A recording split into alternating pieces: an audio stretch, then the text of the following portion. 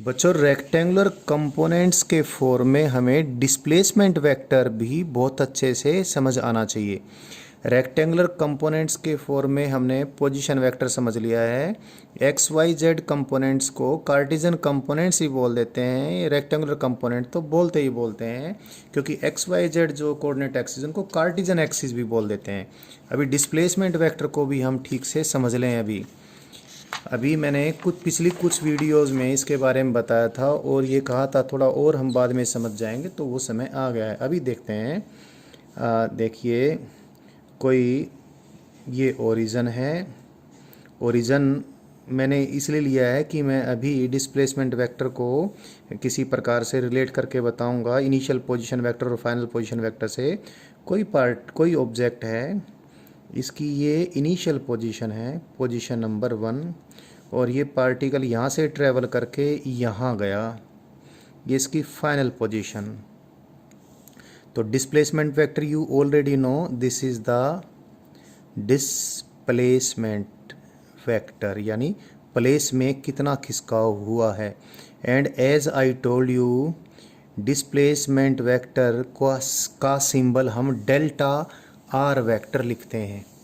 अब मैंने कहा था कि इसको और अच्छे से आप समझ जाएंगे कि डेल्टा आर हमने क्यों लिखा है। देखिए ज़रा, अब मैं ये ओरिजिन ले लेता हूँ। This is the origin from where every position is measured. Initially the object had been here, the moving object, और better because I have called it a particle, the moving particle initially had been here. यहाँ था शुरू में moving particle, तो moving particle का ये था क्या, ये था इनिशियल पोजीशन वेक्टर। ये इनिशियल पोजीशन वेक्टर, प्रारंभिक उसका पोजीशन वेक्टर, और इनिशियल पोजीशन वेक्टर को सपोज मैं R1 वेक्टर कह देता हूँ। और बाद में पार्टिकल यहाँ आ गया, तो इस पॉइंट का पोजीशन वेक्टर ये R2 हो गया। So this is final position vector, final position vector. और मैं आपको पिछले कई वीडियोस में वेक्टर्स का डिफरेंस निकालना सिखाया। मैंने आपको सिखाया था कि ये कोई वेक्टर है और ये कोई वेक्टर है, तो ये वेक्टर क्या होगा, this vector minus this vector होगा। अगर आप फिर इसको भूल गए थे तो वो वीडियोस भी देख लेना वापस, नहीं तो यहाँ भी बता देता हूँ। देखिए, इस वेक्टर के रिप्रेजेंटेशन के हेड पे इस वेक्टर के रिप्रेजेंटेशन की टेल चढ़ी है, तो ट्रायंगल लॉ के अनुसार ये वेक्टर प्लस ये वेक्टर इज इक्वल टू ये वेक्टर हो गया। ये R2, मैं 2 लिखना भूल गया था। So this vector that is R1 vector plus delta R vector is equal to R2 vector. यहाँ से दोबारा देख लें तो डेल्टा आर वेक्टर क्या आया, ये आया R2, इसको इधर ले गए, it is R2 vector minus R1 vector. तो चाहे आप इसको ऐसे देख लें, नहीं तो आपने याद तो एक करना ही पड़ेगा, बार बार ऐसा करके देखेंगे तो बहुत टाइम लग जाएगा। सो this vector is the difference of this vector and this vector. ये फाइनल पोजीशन वेक्टर है, ये इनिशियल पोजीशन वेक्टर है। जैसे मैंने डेल्टा सिंबल लिखने के बारे में बताया था, final position vector minus initial position vector को हम क्या लिखेंगे, डेल्टा ऑफ आर, यानी आर वेक्टर में change, delta of R vector यानी आर वेक्टर में चेंज। तो आप ये देखें, डिस्प्लेसमेंट वेक्टर बेसिकली क्या है, final position vector minus initial position vector है। ठीक, तो डिस्प्लेसमेंट वेक्टर हमें डेल्टा आर के जरिए इसको क्यों रिप्रेजेंट, डेल्टा आर वेक्टर के रूप में इसको क्यों रिप्रेजेंट किया था हमने, ये आपको कारण भी समझ में आ गया, क्योंकि डेल्टा सिंबल हम चेंज या डिफरेंस के लिए लिए हैं, तो ये क्लियर है। अब इसको मैंने और भी आगे समझाना है। और क्या समझाना है, इनिशियली जब ये पार्टिकल यहाँ पर था तो इसके X Y Z coordinates x1 y1 and z1 थे, और जब ये पार्टिकल यहाँ आ जाता है तो इसके एक्स वाई जेड कोऑर्डिनेट है x2 y2 एंड z2। और मैंने अभी बताया था पोजीशन वेक्टर R1 को कैसे लिखेंगे, R1 वेक्टर इज़ किसी पॉइंट के यदि एक्स वाई जेड कोऑर्डिनेट्स मालूम है तो वो एक्स वाई जेड कोऑर्डिनेट्स क्या होते हैं, पोजीशन वेक्टर के एक्स वाई जेड कंपोनेंट्स होते हैं। तो R1 वेक्टर क्या होगा, x1 i cap plus y1 j cap plus z1 k cap. और R2 वेक्टर क्या हो गया, R2 वेक्टर क्या हो गया, क्योंकि फाइनल पोजीशन ये है और ये फाइनल पोजीशन के एक्स वाई जेड कोऑर्डिनेट्स हैं। और फिर बोल देता हूँ X Y Z coordinates position vector के एक्स वाई जेड कंपोनेंट्स होते हैं। तो R2 वेक्टर क्या है, x2 i cap plus y2 j cap plus z2 k cap. So the displacement vector delta r vector which is r2 vector minus r1 vector, क्या किया हमने, x2 i cap plus y2 j cap plus z2 k cap में से subtract कर दिया किसको, x1 i cap plus y1 j cap plus z1 k cap को।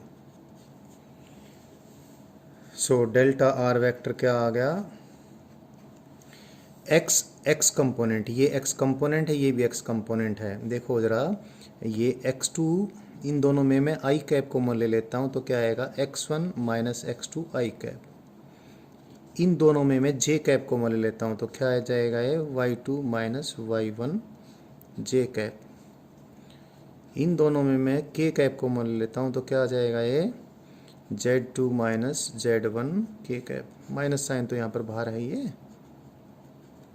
सो you see position vector जो है, position vector sorry displacement vector जो है उसका ये तो एक्स कंपोनेंट है, जिस चीज़ के साथ आई कैप लग गया वो एक्स कंपोनेंट, और ये डिस्प्लेसमेंट वेक्टर का वाई कंपोनेंट है, ये डिस्प्लेसमेंट वेक्टर का जेड कंपोनेंट है। ये क्या है, x2 माइनस x1 यानी डेल्टा x, यानी x कोऑर्डिनेट में चेंज। ये क्या है, y2 माइनस y1 यानी y कोऑर्डिनेट में चेंज, डेल्टा y। ये क्या है, z2 माइनस z1 यानी z कोऑर्डिनेट में चेंज, चेंज को डेल्टा से रिप्रेजेंट करते हैं, डेल्टा z। तो डिस्प्लेसमेंट वेक्टर का इतना तो डेल्टा x तो x कंपोनेंट, ये y कंपोनेंट, ये z कंपोनेंट। तो डिस्प्लेसमेंट वेक्टर की मैग्नीट्यूड कितनी होगी, किसी भी वेक्टर की कितनी मैग्नीट्यूड, x कंपोनेंट का स्क्वायर डेल्टा x का स्क्वायर प्लस डेल्टा y का स्क्वायर प्लस डेल्टा z का स्क्वायर। बट डेल्टा x क्या है, किसको हमने डेल्टा x कहा था, डेल्टा x कहा था हमने x2 माइनस x1 को। तो final x coordinate minus initial x coordinate का whole square plus final y, delta y क्या है, y2 minus y1, y2 minus y1 का whole square plus z2 minus z1 का होल स्क्वायर। सो यदि किसी moving particle के इनिशियल पोजीशन के X Y Z coordinates मालूम है और फाइनल पोजीशन के एक्स वाई जेड कोऑर्डिनेट्स मालूम है, तो डिस्प्लेसमेंट वेक्टर की मैग्नीट्यूड कितनी होगी, ये मैंने फॉर्मूला लिख दिया है, ये बहुत इम्पोर्टेंट है। सो हमने अभी रिजोल्यूशन सिखाया था, रिजोल्यूशन सिखाने की हमारी जो पूरी जो प्रक्रिया थी उसमें बहुत सारी इम्पोर्टेंट बातें आती हैं, वो सारी मैं कवर करता जाने लग रहा हूँ। अभी मैंने जो किया है इसको मैं ये कह सकता हूँ, मैंने आपको क्या सिखाया है, मैंने सिखाया है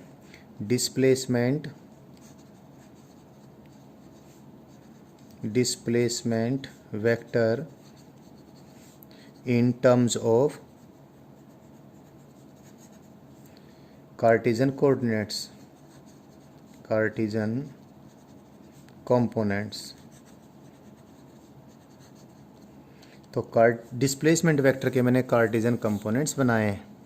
एक्स कंपोनेंट क्या बन गया डिस्प्लेसमेंट वेक्टर का, डेल्टा एक्स। डेल्टा एक्स क्या है, x2 minus x1। Displacement vector का y कंपोनेंट क्या बन गया, y2 minus y1, delta y। Displacement vector का z कंपोनेंट क्या बन गया, डेल्टा z यानी z2 माइनस z1। अभी और भी हमने काम करना है।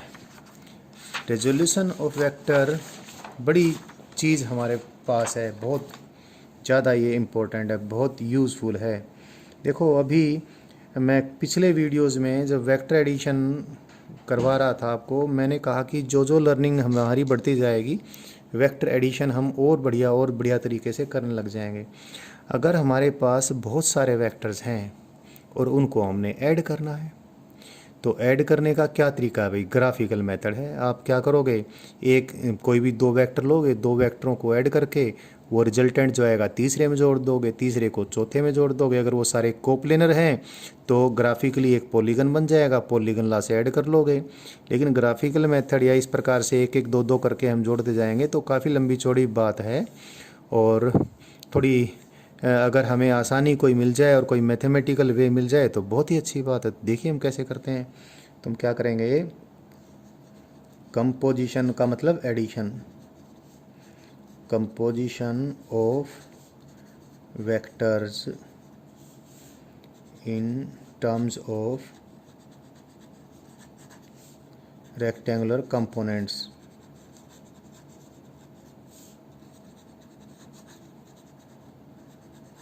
क्या मीनिंग है इस बात का अभी क्लियर हो जाएगा। सपोज हमारे पास बहुत सारे वेक्टर हैं, उन सबको हमने ऐड करना है। Vector A, vector B, vector C, और भी बहुत सारे होंगे, तीन में ही आपको बात समझ में आ जाएगी। और भी बहुत सारे हैं तो रह जाएंगे। इन सब का रिजल्टेंट हमने डिटरमाइन करना है। सो से इट इज़ आर वेक्टर। तो क्योंकि दो वेक्टर जब बराबर होंगे, ध्यान रखें, दो वेक्टर अगर बराबर हैं तो दोनों की मैग्नीट्यूड भी सेम है और डायरेक्शन भी सेम है। क्योंकि मैग्नीट्यूड भी सेम है और डायरेक्शन भी सेम है तो दोनों के एक्स कंपोनेंट भी बराबर होंगे, दोनों के वाई कंपोनेंट भी बराबर होंगे, दोनों के जेड कंपोनेंट भी बराबर होंगे, दोनों का सारा ही तो प्रभाव बराबर होगा। अब क्योंकि ये आर वेक्टर इन सारे वेक्टरों के सम के बराबर है तो आर वेक्टर के एक्स वाई जेड कंपोनेंट लिखूं तो आर वेक्टर के एक्स कंपोनेंट को लिखूंगा आर एक्स, आर वेक्टर के वाई कंपोनेंट को लिखूंगा आर वाई, आर वेक्टर के जेड कंपोनेंट को लिखूंगा आर जेड। तो आर वेक्टर क्या आ जाएगा, आर वेक्टर आ जाएगा R X I cap plus R Y J cap plus R Z K cap. इन सब को भी इनके रेक्टेंगुलर कंपोनेंट्स में ब्रेक कर दूं। किसी वेक्टर को यूं का यूं लिख दूं, चाहे उसके रेक्टेंगुलर कंपोनेंट ब्रेक करके लिख दूं। ए वेक्टर क्या है, ए वेक्टर है A x I cap, A Y J cap plus A Z K cap. B vector क्या है, बी वेक्टर है B x I cap plus B Y J cap plus B Z K cap. C vector क्या है, C vector है सी X I cap plus C Y J cap plus C Z K cap. अब ये x x component इकट्ठे कर दें, Y Y और Z Z, या यूँ कह लीजिए इन सब में आई कैप कॉमन ले लें, इन सब में जे कैप कॉमन ले लें, इन सब में के कैप कॉमन ले लें। तो क्या आ गया हमारे पास, यहाँ से हमारे पास आ गया R X I cap plus R Y J cap plus R Z K cap is equal to X component सारे ऐड कर दिए, A X plus B X plus C X I cap. फिर वाई कंपोनेंट सारे इकट्ठे कर दिए, क्या आ गया, A Y plus B Y plus C Y. फिर जेड कंपोनेंट इकट्ठे कर दिए, क्या आ गया, A Z plus B Z plus C Z K cap. अगर और होते तो और वेक्टर्स होते तो यहाँ डॉट डॉट और भी यहाँ पर इसमें भी एक सब बाकी सबके एक्स कंपोनेंट जाते, इसमें सबके बाकी वाई कंपोनेंट जाते, इसमें सब बाकियों सबके जेड कंपोनेंट जाते। क्योंकि दो वेक्टर बराबर हैं तो उन दोनों के एक्स कंपोनेंट बराबर होंगे। लेफ्ट हैंड साइड में एक्स कंपोनेंट है वेक्टर का आर एक्स और राइट हैंड साइड में एक्स कंपोनेंट क्या है, A X plus B X plus C X. Similarly R Y A Y plus B Y plus C Y. Similarly A R Z is equal to A Z plus B Z plus C Z. तो this is a very great rule, धीरे धीरे आपको clear हो जाएगा। तो यदि बहुत सारे वेक्टर्स जोड़ने हैं, बहुत सारे, तो हम क्या करेंगे, सभी वेक्टर्स के एक्स वाई जेड कंपोनेंट निकाल देंगे। तो सभी के एक्स कंपोनेंट जोड़ देंगे तो रिजल्टेंट का एक्स कंपोनेंट आ जाएगा, सभी के वाई कंपोनेंट जोड़ देंगे तो रिजल्टेंट का वाई कंपोनेंट आ जाएगा, और सभी के जेड कंपोनेंट ऐड कर देंगे तो रिजल्टेंट का जेड कंपोनेंट आ जाएगा। अगर एक बार रिजल्टेंट के एक्स वाई जेड कंपोनेंट निकल गए तो रिजल्टेंट तो निकल ही जाएगा, क्या, R X square plus R Y square plus R Z square. और कोस अल्फा या रिजल्टेंट एक्स एक्स के साथ कितना एंगल बनाएगा, R X divide by R. और कोस बीटा यानी रिजल्टेंट वाई एक्सिस के साथ कितना एंगल बनाएगा, R Y divide by R. और कोस गामा यानी रिजल्टेंट जेड एक्सिस के साथ कितना एंगल बनाएगा, R Z divide by R. R X R Y R Z निकाल दिए, आर हमने यहाँ से निकाल दिया, तो ये सारे एंगल भी निकल जाएंगे।